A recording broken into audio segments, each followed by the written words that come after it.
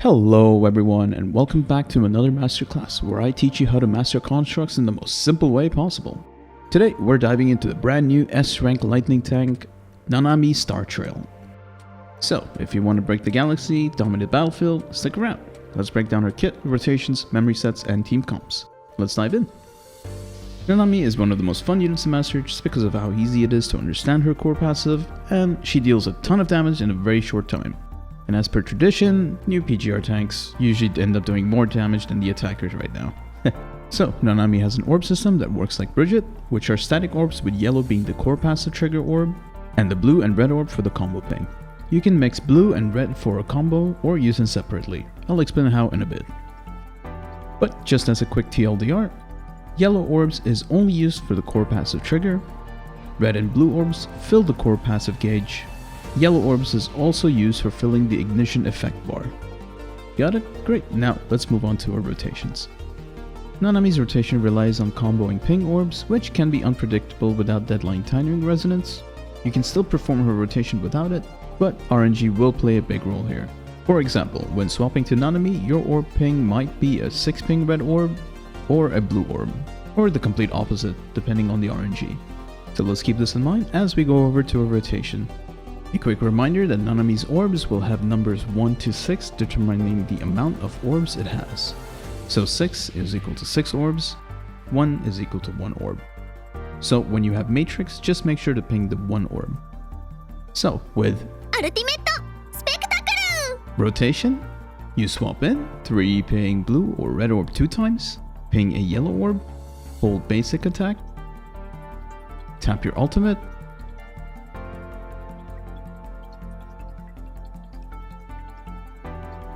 three ping blue or red orb 3 times, ping a yellow orb, basic attack 4 times,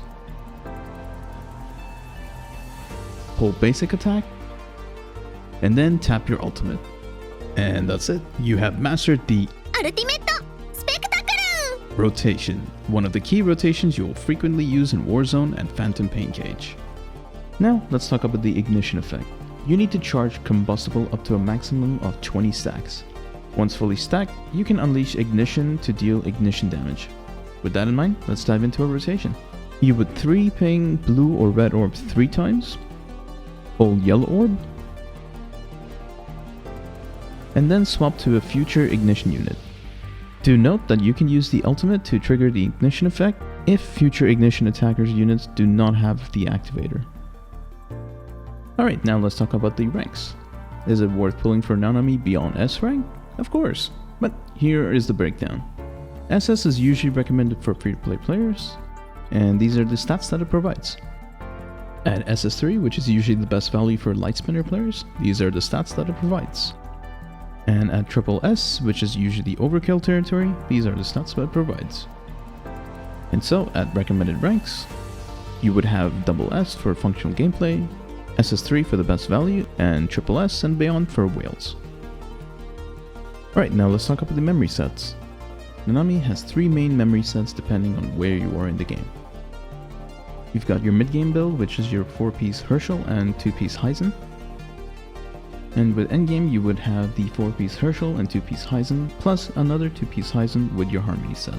The recommended resonance is your top would be attack, and your bottom would be signature. And then you've got your Warzone build, which has a slightly niche build, where you would swap the resonance of the bottom row to the class skill instead of signature. And now let's look into her weapons. No doubt, as per usual, Nanami's 6-star signature weapon Starlight Galore is a must-have for the optimal performance. Here, her weapon will increase your attack by 10% and doubles the core passive damage. For your resonance, you would pick Domain Destruction, Deadline Timing, and Resonant Echo. If by the off chance you cannot get her weapon, the 5-star should suffice for a bit, which increases your lightning damage by 10%. And then finally you've got your 4-star option, which see if you can just get the 5-star option. It's not that worth. Now let's look into team compositions. Want the best team synergy for Nanami? Here are our top team comps.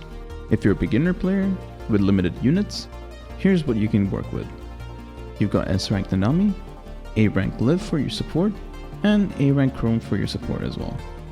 And if you're in mid-game and you have S-rank Alpha Crimson Weave, you can work with S-rank Nanami, who's your main DPS and defense shredder, You've got S rank Alpha Crimson Weave, who's also your main DPS, and you've got A rank Liv as your support.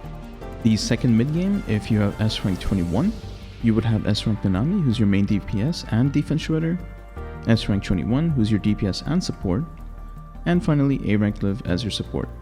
And then finally you've got your endgame lightning team, which is S rank Alpha, S rank Nanami, and S rank 21.